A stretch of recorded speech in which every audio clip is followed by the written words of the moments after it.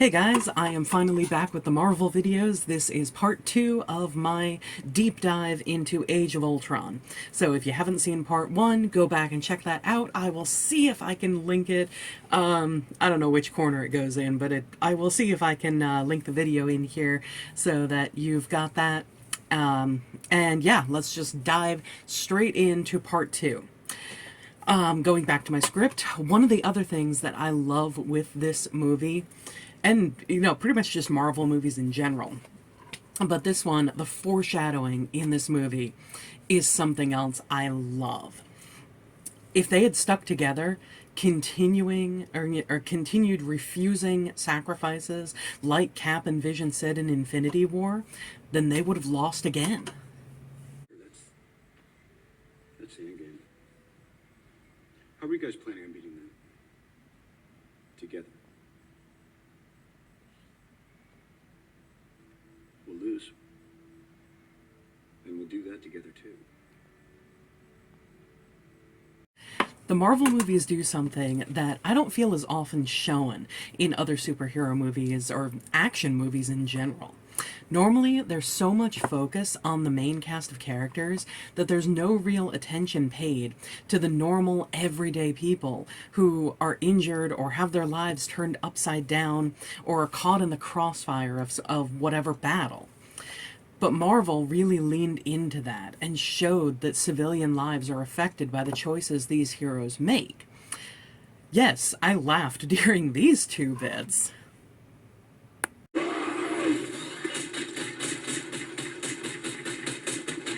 Go to sleep, go to sleep.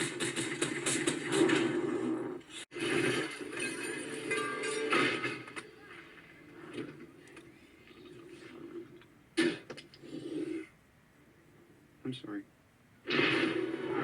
When Tony and Bruce are fighting it out after Wanda gets to Bruce. But then at the end of their battle, Tony sees the building he smashes Hulk through, and his first words after finding out it's empty are, "How fast can we buy this building?" He cares about the economy and the people affected by the Avengers' actions. Full disclosure, though I've heard of these different characters from the comics where they originate, heck, I even had a Captain America action figure on his motorcycle when I was a kid, I know nothing about their stories in the comics. That said, I know there will be plenty of people who disagree with what I'm about to say, and if you know and prefer the comic origins, that's cool. I usually prefer the written version of something to what's on screen, so I definitely get it. See my Phantom of the Opera video for that. Well, granted, that is the stage musical versus the movie musical, which, oh, I could definitely make a part 2 of that video because, my God, I have so many problems with that movie.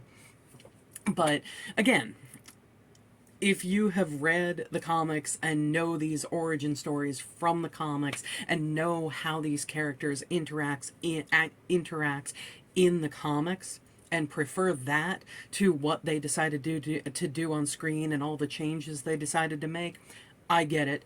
Totally valid.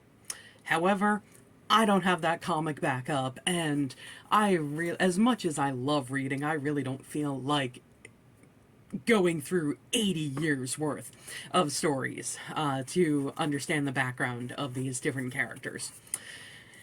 That might not always be the case, because honestly, comics from the 30s, 40s, 50s, 60s are pretty awesome. You know, it's when you get to the 80s, 90s that why do you want to read them? You know, the comics are like, the comics are like 27 pages with 13 pages of ads. Like, what kind of story can you get out of that? Anyway, yeah, that's a whole other conversation. But I actually realized I really like, for one thing, that they gave Clint a family in this. The characterizations are already great in the earlier Marvel movies, but having him have a family just gives that extra push of humanity that really helps you care about him. Or at least it does for me. So often, usually with DC movies or TV shows, the hero is someone who needs to keep his identity as a hero secret from especially those closest to him. And that usually throws conflict in with whoever he wants a relationship with. But this, not only does she show he's an not only does she know he's an Avenger, let me read my script properly, she supports him, and she knows the others need him. Teach him some manners. And that someone being you. You know, I totally support your avenging. I couldn't be prouder.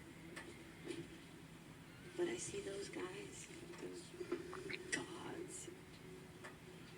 You don't think they need me? I think they do. Which is a lot scarier. They're a mess. I guess they're my mess. Elephant in the room, Natasha and Bruce. Personally, I loved it. I loved that they have that hint of a possibility of a romance between them. I even love that it doesn't go anywhere, but you can tell that throughout the rest of the movies where Nat and Bruce are present, there is a deeper level of care for one another. Bruce, as played by Mark Ruffalo, comes across as this little bit bumbling, lot a bit insecure guy who sees the Hulk as a major hindrance to anything he desires in life. Like in the first Avengers movie, when he says he doesn't always get what he wants, and he rests his hand on a baby crib. That, of course, comes back in Ultron, when Nat says that she wants to run away with him, if running is the plan, and he asks if she's out of her mind. That he can't have this, and gestures around the kids' room that they're in. It's such a heartbreaking scene in so many ways, because not only is he telling her that the domestic life of a wife and kids is something that he wants but can never have, he's also assuming that the wife/mother role is something that she wants, and that she's a fool for ever thinking that she could have it with him. Conversely, Nat knows she can't have children. And I've heard how people came down harshly on this scene because they thought the script writing was reducing women to baby-making machines or some nonsense like that. That's not how it came across to me at all.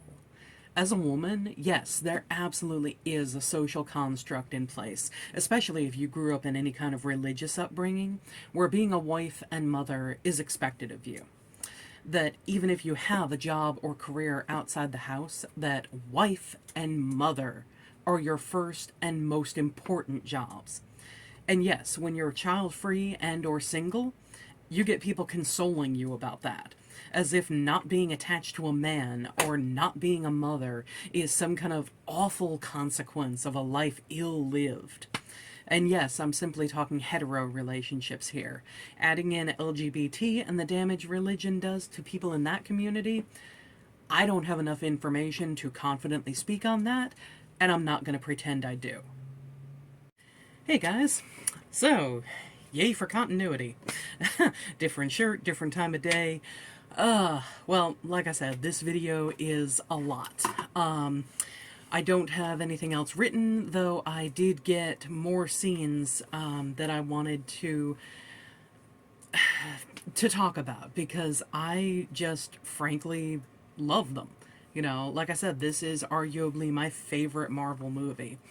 Back on the entire hinted at romance with Nat and Bruce, I love that scene, you know, and I love the scenes surrounding it that happen throughout the movie. Like when Nat and Bruce are there at the counter having drinks at Tony's party to, you know, celebrate the revels of, I can't remember exactly how it's phrased, but, you know, the celebration of them getting Loki's staff back in their hands as opposed to in Strucker's.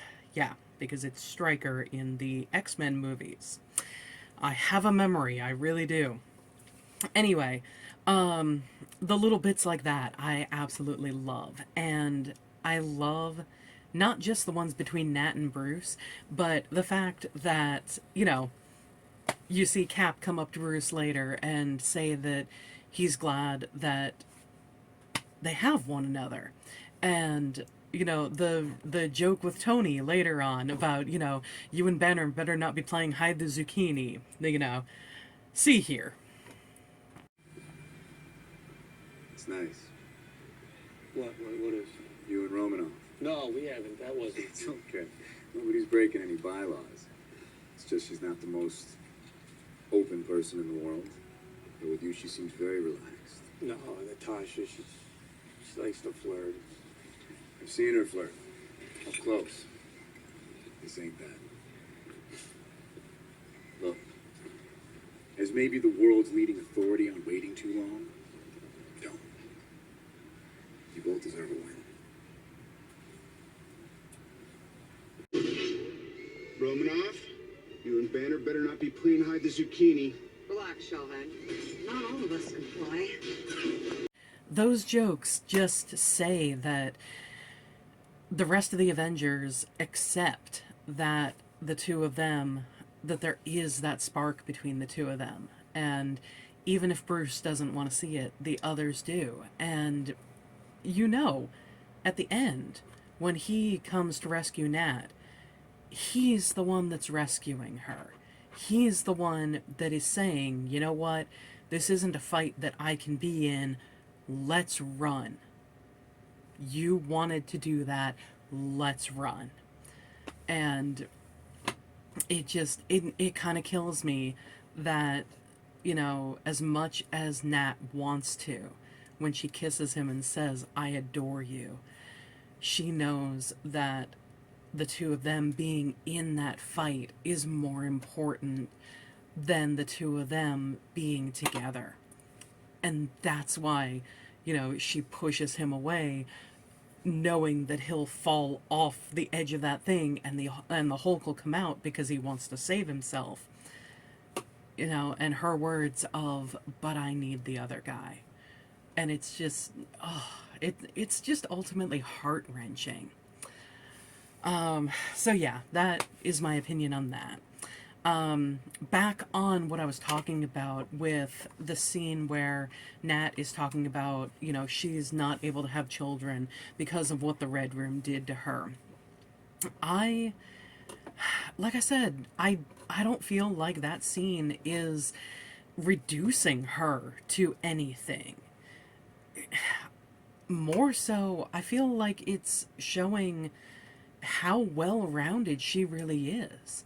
Because, her entire life, she was basically programmed to be this assassin, this killing machine.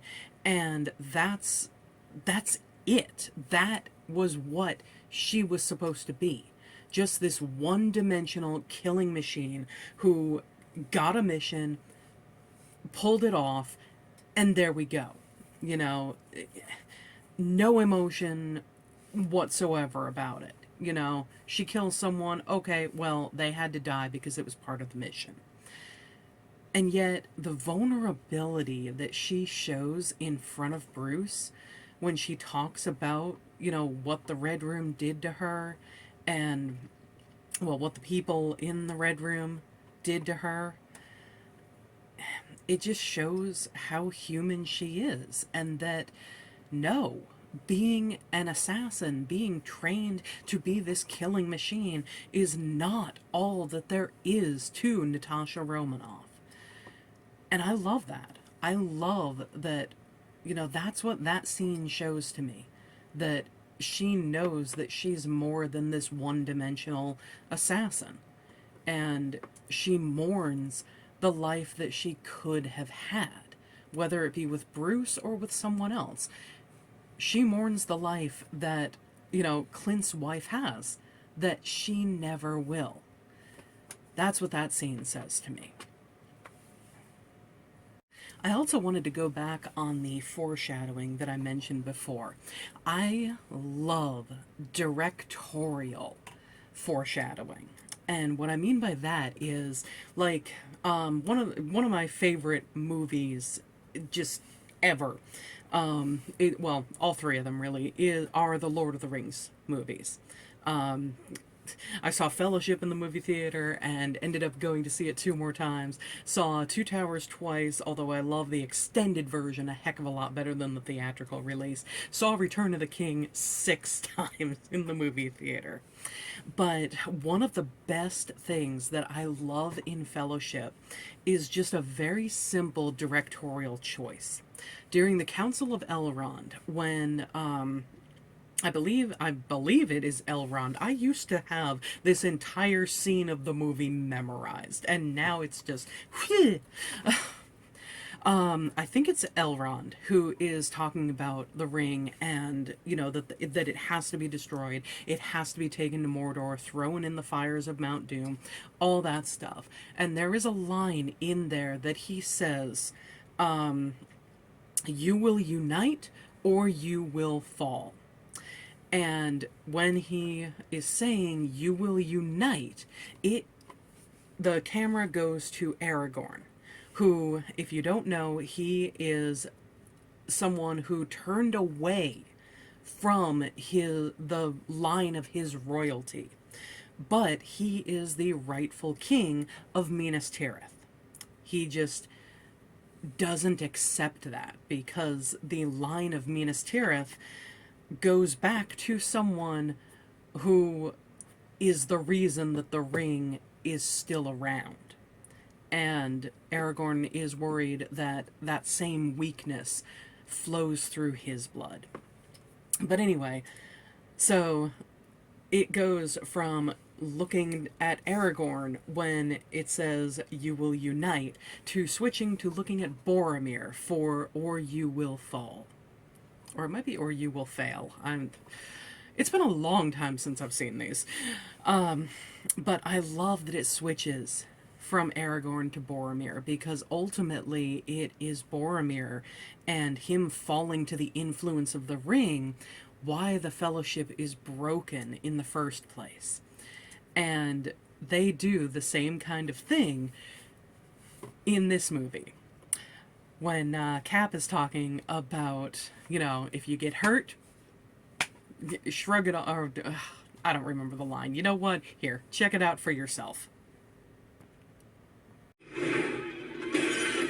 Captain, got incoming. Incoming already came in.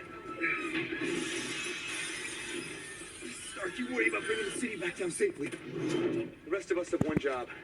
Tear these things apart. You get hurt them back. You get killed, walk it off. You see what I mean? It goes from showing on Wanda with the "if you get hurt," and then it switches to Pietro with "if you get killed." And it's just such, I feel it's a clever bit of foreshadowing for what is coming in the next, 15-20 minutes of the film. Because not only do you see Pietro get killed, saving Clint and that kid, but you also just see the hurt and the anguish that Wanda goes through when she knows her twin is dead. And bits of foreshadowing like that are just, when done right and done sparingly and cleverly, like this and like in Fellowship, it's just such a gut punch, and I love it. Last couple of bits and then this video is over because it is long enough already. I love the comedy in these movies and how they interject the comedy within the more serious parts. And one of the best things, one of the best examples that I can think of in this movie is when Clint is talking to Wanda. When she is just outright more or less panicking about everything, and his whole bit to her about the city is flying and there are robots and he's got a bow and arrow, and I've probably killed the bit. I'm just gonna let it speak for itself because I love how he talks to her, and I love that bit of humor, and then I love how he is encouraging and basically says, "You step out that door, you're an Avenger." And then the next time that you see her, like I said, I'm letting the clips speak for themselves. Hey, you okay? It's all our fault. Hey, look at me. It's your fault. It's everyone's fault. Who cares? Are you up for this? Are you? Look, I just need to know because the city is flying. Okay, look, the city is flying. We're fighting an army of robots. And I have a bow and arrow. None of this makes sense. But I'm going back out there because it's my job. Okay, and I can't do my job and babysit. Doesn't matter what you did, what you were. If you go out there, you fight, and you fight to kill. Staying here, you're good. I'll send your brother to come find you, but if you step out that door, you are an Avenger.